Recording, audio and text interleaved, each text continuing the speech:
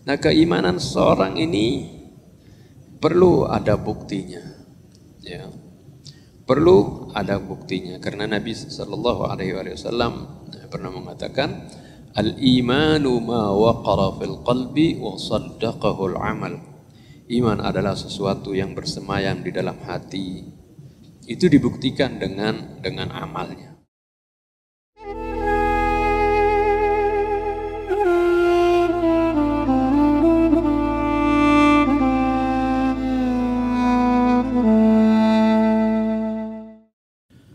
Assalamualaikum warahmatullahi wabarakatuh.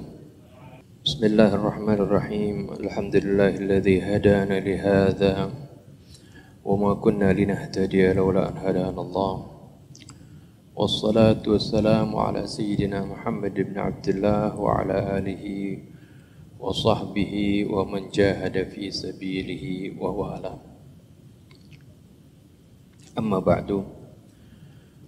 Para hadirin dan hadirat jemaah Masjid Al-Mahdi yang dimuliakan Allah Subhanahu wa taala. Alhamdulillah wa syukurillah. Kita panjatkan puji syukur kita kehadiran Allah Subhanahu wa taala atas segala karunia-Nya, rahmat-Nya, taufik serta hidayah-Nya yang senantiasa tercurah kepada kita, terutama sekali nikmatul iman wal Islam. Dan nikmat bagaimana kita masih diberikan kesempatan oleh Allah Subhanahu wa taala untuk menjalankan ibadah di bulan suci Ramadan ini.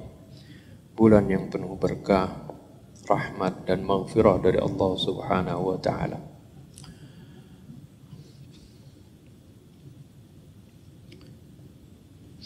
Hadirin dan hadirat sekalian,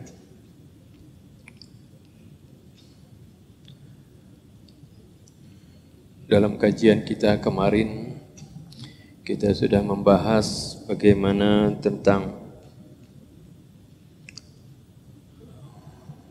buah dari puasa Ramadan. Sebenarnya buah dari puasa Ramadan ini Allah Subhanahu wa taala tentukan, atau tujuan dari puasa ini Allah Subhanahu wa taala tentukan di dalam ayat surah Al-Baqarah 183, di mana Allah Subhanahu wa taala berfirman, ya ayyuhalladzina amanu kutiba alaikumus shiyamu kama kutiba alal ladzina min qablikum la'allakum tattaqun. Jadi tujuan dari puasa, diwajibkannya puasa atau target akhirnya adalah agar supaya kalian menjadi orang-orang yang bertakwa. Inilah tujuan yang Allah Subhanahu wa taala canangkan di dalam mendidik kita, menggembleng kita selama bulan Ramadan, yaitu agar supaya nanti kita keluar dari bulan Ramadan menjadi hamba-hamba Allah yang bertakwa kepadanya. Nah, kita sekarang hampir berada di pertengahan bulan Ramadan. Agar supaya tujuan ini tidak terlepas dari kita, hendaknya kita harus memperhatikan apakah kita ini bisa mencapai tujuan akhir tersebut. Ya. Jadi tentunya kita perlu mengintrospeksi, perlu mengecek, recheck, ya. Perlu memperhatikan, ya, bagaimana peningkatan dari pelaksanaan ibadah Ramadan, bagaimana hasilnya, bagaimana progres untuk mencapai target akhir tersebut. Nah, tentunya agar supaya kita dapat mencapai target tersebut, kita harus tahu apa saja ciri-ciri orang yang bertakwa tersebut, agar supaya kita bisa benar-benar memperhatikan sifat-sifat orang yang bertakwa dan ciri-ciri orang yang bertakwa, dan benar-benar kita jalankan ketika kita menjalankan ibadah puasa ini. Sering saya kemukakan bahwasanya ciri orang-orang yang bertakwa disebutkan oleh Allah Subhanahu wa taala di dalam surah Al-Baqarah ayat 1 sampai 5 maupun di surah Al-Baqarah ayat 177 dan juga di surah Al-Baqarah surah Al-Imran 133 sampai 136. Di sana Allah Subhanahu wa taala menerangkan bagaimana ciri-ciri dari orang-orang yang bertakwa. Seperti di dalam surah Al-Baqarah ayat 1 sampai 5 kan Allah Subhanahu wa taala sebutkan ba'da an a'udzu billahi minasyaitonir rajim bismillahirrahmanirrahim alif lam mim dzalikal kitabu la raiba fihi hudan lil muttaqin. Alif lam mim dzalikal kitab. Al-Quran adalah merupakan Alkitab yang la raiba fihi, yang tidak ada keraguan padanya, hudan lil muttaqin, sebagai petunjuk bagi orang-orang yang bertakwa. Siapa itu orang-orang yang bertakwa? Diterangkan di ayat berikutnya. Alladzina yu'minuna bil ghaib wa yuqimuna as-salah wa mimma razaqnahum yunfiqun. Yaitu mereka-mereka yang beriman bil ghaib, dengan hal-hal yang gaib yang diceritakan oleh Allah Subhanahu wa taala dalam Al-Qur'an. Yang gaib di sini maksudnya ya seperti tentang adanya yaumul qiyamah, tentang adanya alam barzah, tentang adanya hari mahsyar, tentang adanya yaumul hisab, tentang adanya mizan, tentang adanya al-jannah wan nar. Ini adalah sesuatu yang gaib, yang tidak bisa dijangkau oleh indera kita. Ini Allah Subhanahu wa taala katakan bahwa ciri yang pertama mereka ini beriman. Beriman kepada Allah Subhanahu wa taala dan juga beriman kepada yang gaib tadi. Ya, sebenarnya kalau Allah tidak disebutkan sebagai gaib, Allah disebutkan di dalam Al-Qur'an sebagai yang zahir juga yang batin. Ya. Allah itu walaupun la tudrikuhul absar tapi wa huwa yudrikul absar. Walaupun Allah Subhanahu wa taala tidak bisa dijangkau oleh pandangan mata, tapi dia bisa menjangkau pandangan mata kita. Dan Allah Subhanahu wa taala disebutkan huwal awwalu wal akhiru wal zahiru wal batinu. Dialah yang pertama. Yang pertama tiada permulaannya. Ya, yang disebut azali. Wa huwal akhiru, dialah yang akhir tapi tidak ada penghabisannya. Kalau akhir makhluk pasti ada penghabisannya, ya.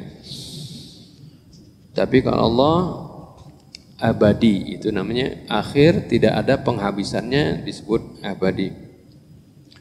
Wa huwadz zahiru, dan dialah Allah yang zahir.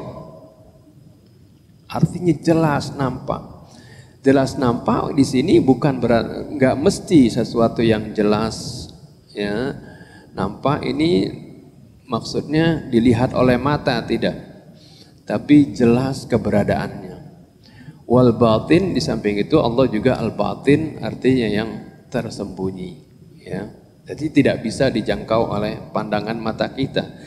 Tapi bisa kita rasakan keberadaannya. Kita tahu keberadaan Allah Subhanahu wa taala berdasarkan tanda-tanda yang ada di alam ini.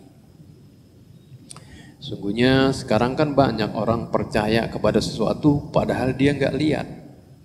Dia percaya manusia ini ada rohnya, dia nggak pernah lihat roh. Percaya ada sesuatu, ya, benda yang sangat kecil, yang disebut atom, elektron, neutron, nggak bisa kelihatan mata. Ya. Tapi percaya dan bisa dimanfaatkan arus listrik seperti itu. Itu nggak kelihatan. Yang kelihatan api itu selain, ya, sebenarnya arus listrik itu ciri-cirinya kalau ada api terbakar misalnya nyala seperti itu. Itu ciri-ciri. Jadi mengetahui sesuatu, ya, ini ada arus listrik, bahaya kalau kita pegang. Begitu kita yakin seperti itu. Kenapa? Karena ada tanda-tandanya. Ya, kalau diadu antara positif negatif menyala seperti itu.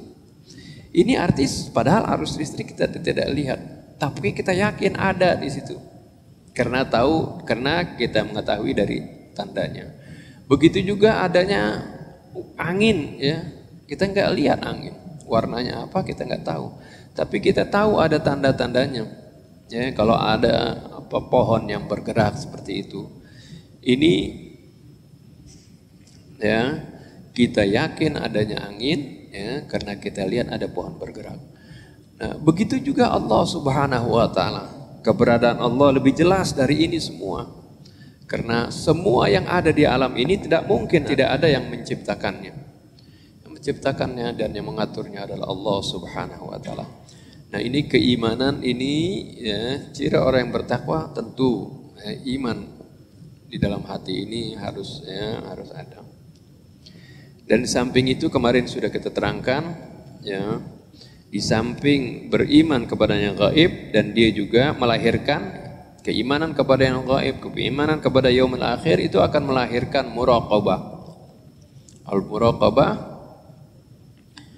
yaitu alladzina yakhshawna rabbahum bil ghaib, ya, orang yang takut kepada Allah, man khasyar rahmana bil ghaib, yaitu takut kepada Allah Ar-Rahman bil ghaib, arti pada saat di mana Allah itu tidak dilihat oleh mata, ya, atau pada saat dia berada di dalam kesendiriannya, tidak ada yang siapapun yang melihat dia tetap takut kepada Allah Subhanahu wa taala.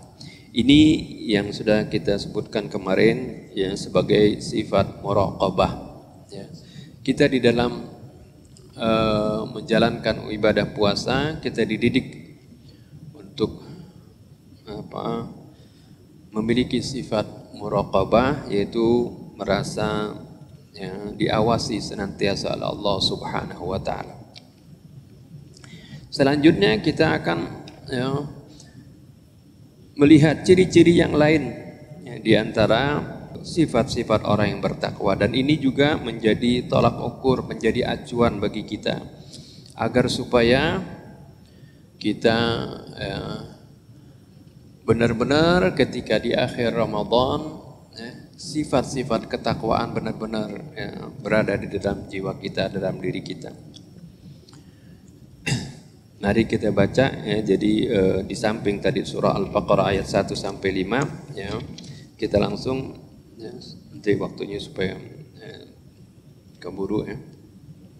Kita langsung ke Al-Baqarah ayat 177. Ya, kita baca Al-Fatihah dulu.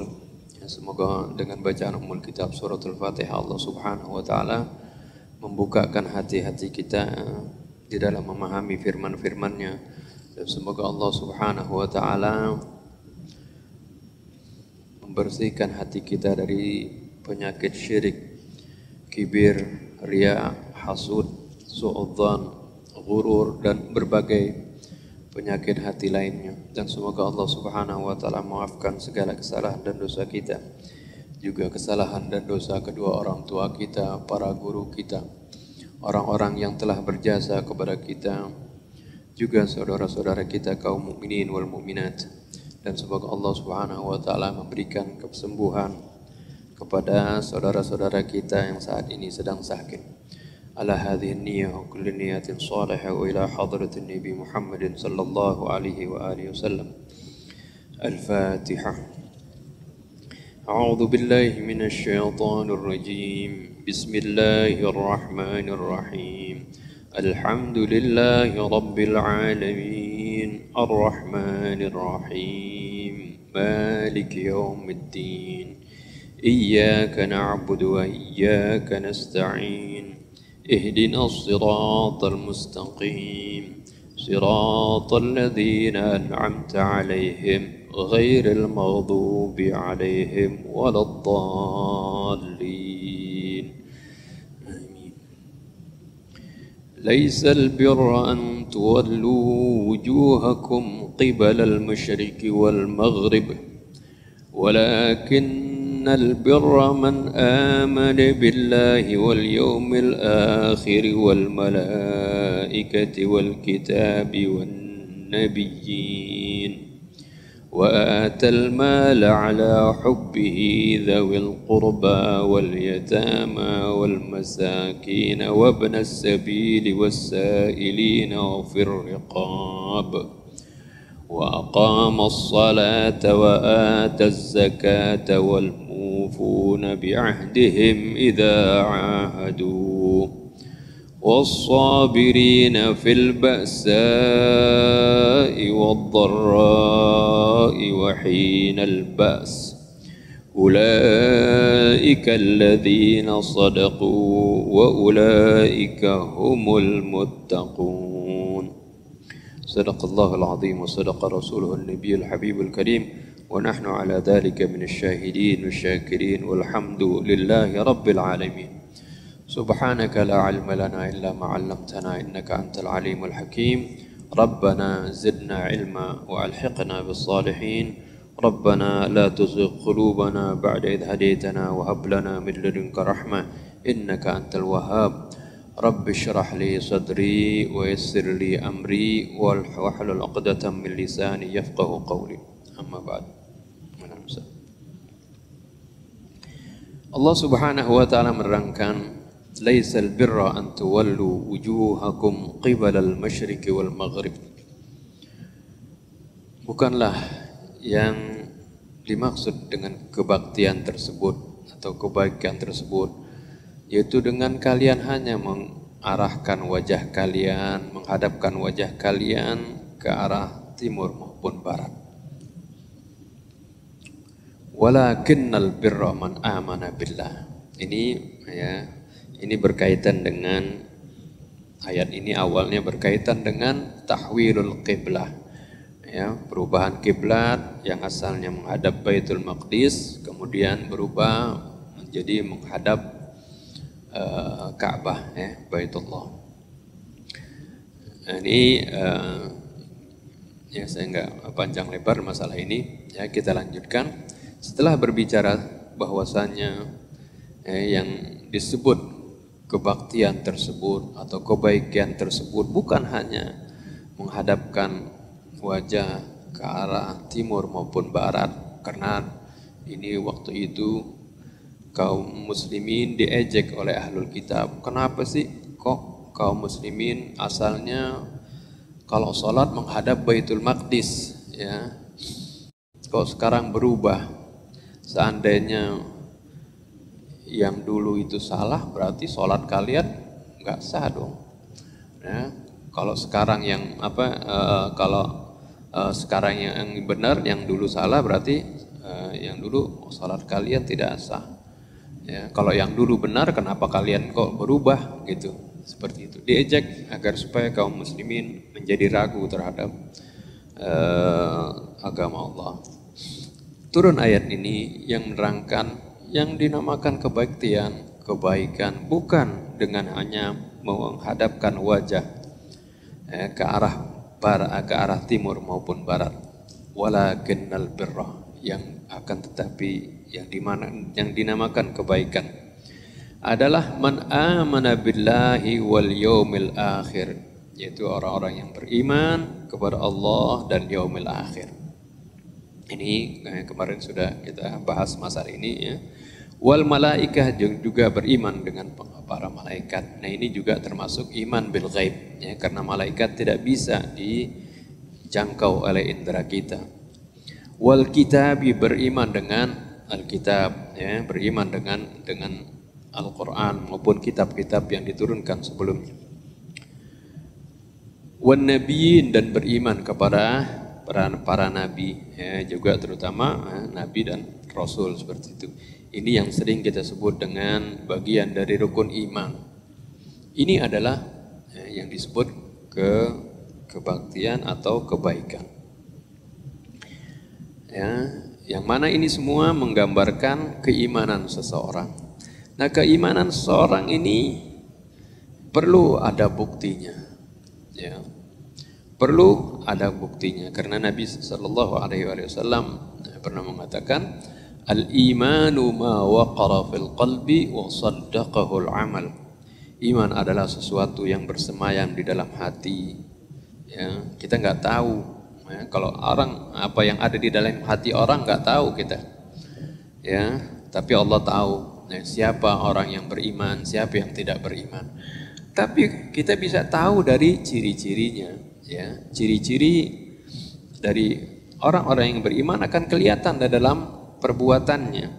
Oleh karena itu Rasulullah katakan wasaddaqahul amal. Dan keimanan ini yang di dalam hati yang kita nggak tahu nih orang beriman atau tidak, ya. Itu dibuktikan dengan amalnya, ya, dengan perbuatannya. Nah, di sini setelah Allah Subhanahu wa taala berbicara tentang keimanan langsung, ya, ini adalah ciri dari orang-orang muttaqin, ya.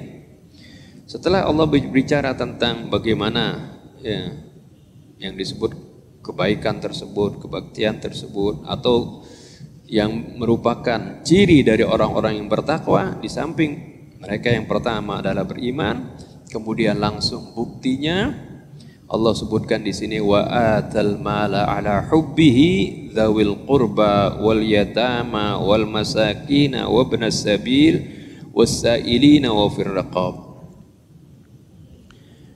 Bukti yang pertama dari keimanan tadi, ya, yaitu langsung Allah sebutkan bagaimana, ya, orang yang beriman ini orang yang ada keimanan dalam hatinya, dan juga sekaligus ciri dari orang yang bertakwa, dia memiliki sensitivitas sosial, ya, mau mudah membantu, mudah berinfak.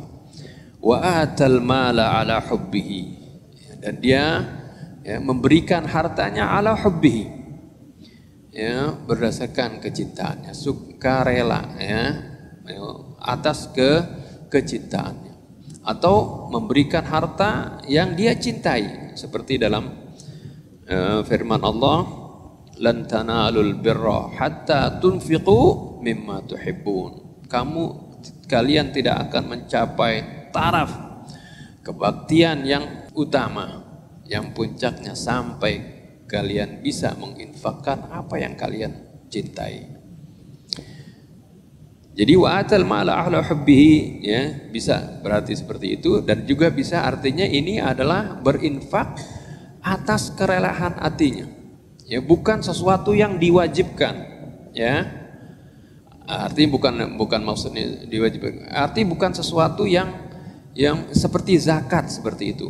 Yang mana ini adalah kewajiban utama, di mana apabila, ya, seorang tidak mengeluarkan zakat, ya, kemudian pemerintah Islam itu bisa mengambil harta yang zahir, yang kelihatan, itu bagian zakatnya bisa diambil oleh pemerintah Islam dengan firman Allah, khudz min amwalihim shadaqatan tutahhiruhum wa tuzakkihim biha. Nah, tapi ini atal mala ala hubbihi, yaitu dia memberikan harta atas, ya, padahal ala hubbihi, atas, ya, begitu besar cintanya kepada harta. Walaupun dia begitu cinta kepada hartanya, tapi tetap dia infakkan hartanya. Kepada siapa? Yang pertama ada dzawil qurba, kepada kerabatnya. Ya, kerabatnya di sini yaitu, ya, tentunya orang-orang terdekat dengannya. Atau apakah saudaranya, sepupunya, keponakannya yang tidak mampu dia bantu. Al-qurba di sini dalam firman Allah dalam Al-Qur'an hanya ada dua arti. Yang pertama kerabat kita, ya. Kerabat artinya memiliki hubungan famili, ya, arti orang yang dekat dengan kita secara nasab, dan termasuk juga nanti arti orang dekat, orang yang miskin juga yang paling dekat. Makanya kalau di dalam bertetangga, Rasulullah ketika ditanya siapa yang paling utama saya berikan infak saja kepada tetangga, ya, katanya yang paling dekat rumahnya, seperti itu, ya. Wal jaridil qurba wal jaridil junubi, ya. Tetangga yang dekat dan tetangga yang jauh. Itu dalam masalah tetangga kita berbuat ihsan. Tapi di sini ala hubbi dzawil qurba di sini bisa bermakna dua, bisa kerabat secara nasab, ya, yaitu di mana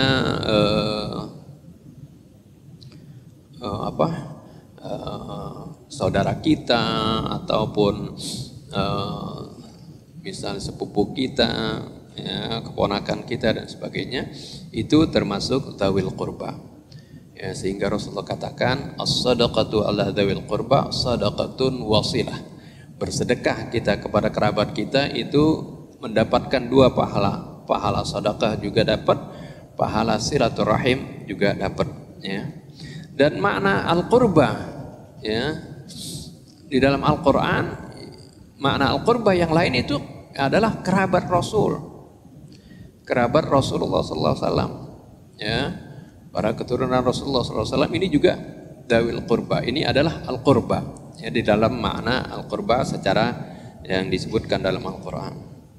Di sini sebab atal mala ala hubbihi di sini bukan zakat, sebab zakat nanti disebutkan lain, wa ataz zakata wal mufuna bi ahdihim idza ahadu. Sebab keluarga Rasul atau ahlu bait Rasul itu tidak menerima zakat. Ya, mereka tidak menerima zakat, tapi selain zakat harus diberikan, ya, di luar zakat, ya. Nah ini yaitu wa atal mala ala hubbihi dzawil qurba. Jadi diksi al-qurba di sini, ya, memiliki dua makna seperti itu, ya. Kalau mau dijadikan orang yang terdekat dengan kita walaupun bukan family juga bisa, ya. Tapi yang kedua, makna kedua adalah maksudnya kerabat Rasul Shallallahu Alaihi Wasallam, ahlu baitnya dan keturunannya. Wal yatama wal masakin, dan juga memberikan harta, yang dia cintai, yang dia sayangi kepada orang-orang anak-anak yatim, wal masakin, dan orang-orang miskin. Ya, anak yatim. Ya, ini tidak masuk dalam asnafut tsamaniyah, ya, 8 golongan yang mendapatkan bagian zakat, ya. Karena tidak semua anak yatim, ya, itu miskin, karena kalau dia yatim bapaknya konglomerat, ya kan, dia dapat warisan, dia kaya kan, ya. Jadi orang yatim di sini tentunya, ya, yang miskin, apalagi di sini wal masakin, jadi lebih dikuatkan, ya. Wal masakin, dan juga kepada fakir miskin, wa ibnas sabil. Ibnas sabil artinya orang dalam perantauan atau anak jalanan bisa juga, ya. Wasailin, dan orang-orang yang meminta. Ini as-sailin, ya, dalam diksi Al-Qur'an ini disebut al-fuqara, ya. Kalau al-masakin itu orang yang miskin, tapi dia nggak minta-minta, tapi dia menjaga kehormatannya, nggak suka nggak minta-minta seperti itu. Tapi kalau orang yang suka minta-minta itu namanya fakir, ya. Kita sering sebut fakir miskin. Sering definisinya bilang, oh kalau fakir di sini fakir itu orang yang kebutuhannya misalnya dia memiliki kebutuhan 10, dia cuma dapat penghasilan 3, seperti itu. Tapi kalau miskin itu dia punya kebutuhan 10, dia bisa memenuhi cuma 6 atau 7, seperti itu. Ya, itu biasanya di kitab-kitab fikih seperti itu. Kalau dari keterangan Rasulullah maupun keterangan Al-Quran, ya, orang yang miskin itu adalah orang yang butuh sama. Al-fakir juga sama orang yang butuh. Tapi kalau orang yang miskin, mereka tidak minta-minta, ya, nggak minta-minta ke rumah-rumah seperti itu. Tapi dia menjaga kehormatannya, ya. Dia bekerja, berusaha, tapi memang nggak cukup, ya. Dia atau ada yang sibuk dengan berjuang di jalan Allah, nggak sempat bekerja, tapi dia juga nggak bisa, ya, nggak bisa mencari rezeki seperti itu. Nah ini yang harus lebih diperhatikan sebenarnya, sebab kata miskin lebih banyak dalam Al-Quran daripada kata fakir. Ini yang harus lebih diperhatikan. Ya, kata Nabi, la yas'alunan nasa ilhafa ta'rifuhum bisimahum. Ya. Dalam Al-Quran pun ya, disebutkan la yas'alunan nasa ilhafa, mereka tidak minta-minta kepada orang, tapi kalian tahu ciri mereka. Ya, kalian tahulah, bisa tahu kalau siapa dia memang orang yang butuh, seperti itu ya. Tapi kalau fakir itu as-sailin, yang suka minta-minta, ya. Ini jadi as-sailin ini nama lain dari atau istilah lain dalam Al-Quran sebagai al-fakir, ya, maksudnya di situ ya. Wa ibn sabil wasailin wa fir riqab, dan di dalam memerdekakan budak. Ya, ini disebutkan berkali-kali bagaimana anjuran untuk memerdekakan budak, karena memang zaman Nabi perbudakan itu sudah marak. Ya. Islam itu tidak mentolerir perbudakan. Islam tidak membuka pintu perbudakan, menutup pintu perbudakan, tapi membuka pintu memerdekakan budak dari berbagai cara, sampai ada 7 cara bagaimana Islam itu memerdekakan budak. Di antaranya tadi dari zakat, ya, atau dengan sukarela seperti ini, ya. Kemudian jadi tadi bagaimana ciri orang yang bertakwa setelah iman, dia itu memiliki sifat memiliki sensitivitas sosial, ya. Memiliki kepedulian kepada lingkungannya, ya,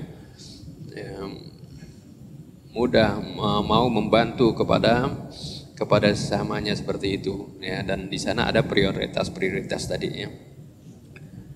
Kemudian tentunya wa aqamas shalah wa atas zakah. Ciri orang-orang yang bertakwa, ya, tentu dia senantiasa mendirikan sholat dan menunaikan zakat. Nah, zakat di sini sebutin lagi, ya. Kalau tadi memberikan harta itu ya, secara sukarela atau secara artinya harta yang benar-benar dia cintai diberikan seperti itu. Tapi kalau zakat ini adalah lebih spesifik, ya, karena zakat itu biasanya didefinisikan malun maksus biqadarin mahsus, ya, wa turaddu, ya, wa tuwazza'u ila asnafin maksusah. Kalau zakat artinya harta tertentu, ya, apakah itu harta ya, pertanian, atau itu harta yang dia simpan, atau itu penghasilan dia, itu kan artinya ada macam-macamnya. Kemudian diberikan pada waktu tertentu, ya, ada waktu tertentu, ya, 1 tahun haul misalnya, atau pada saat dapat rezeki pada saat itu, ya, zakat penghasilan, atau pertanian, yaitu pada saat dia kalau pertanian pada saat panen seperti itu, ya.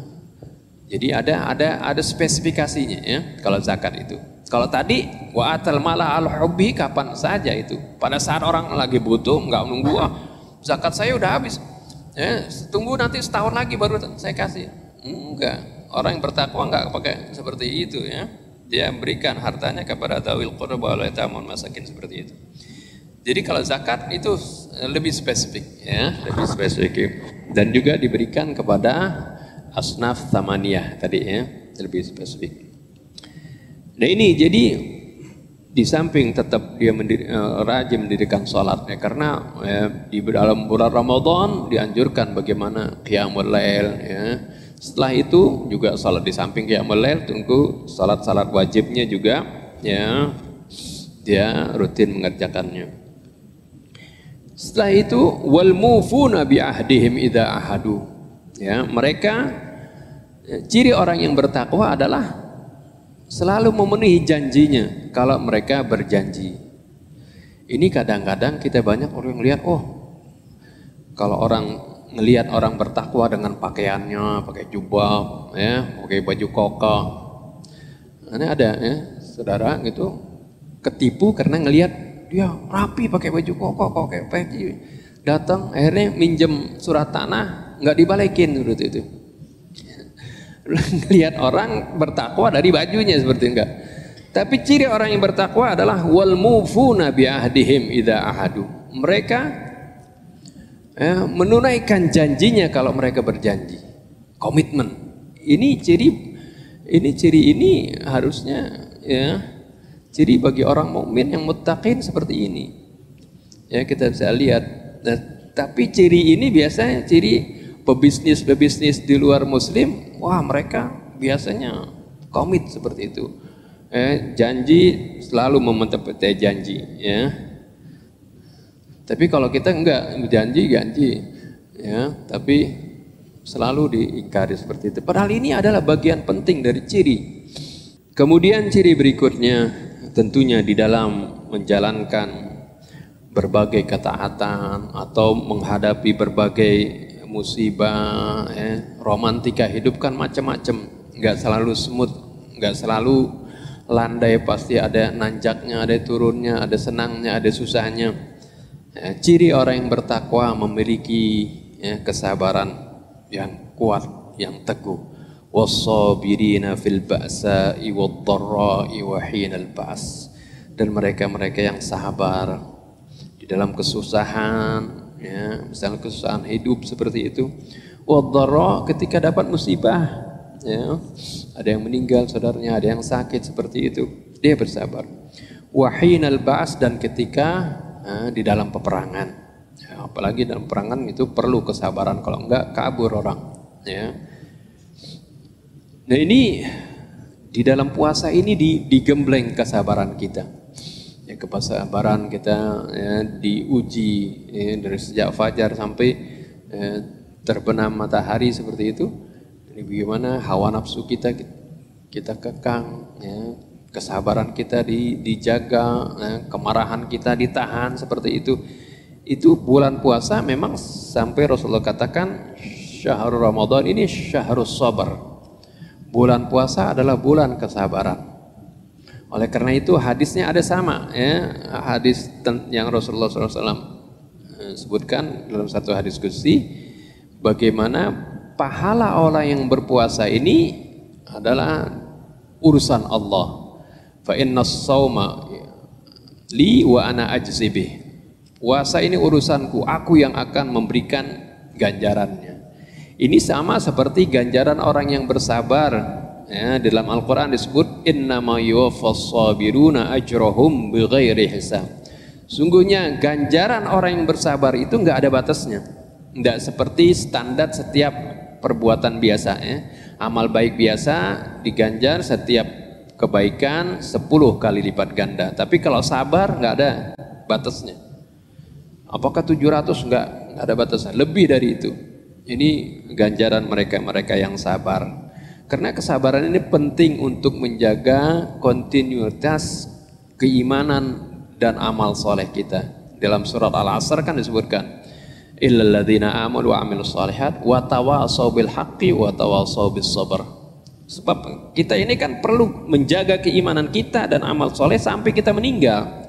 Wa'bud rabbaka hatta ya'tiyakal yaqin. Senantiasa kalian beribadah kepada Tuhan kalian, ya, kepada Allah Subhanahu wa taala, beribadah kepada Allah sampai datangnya al-yaqin, ya, ini al-maut, kematian.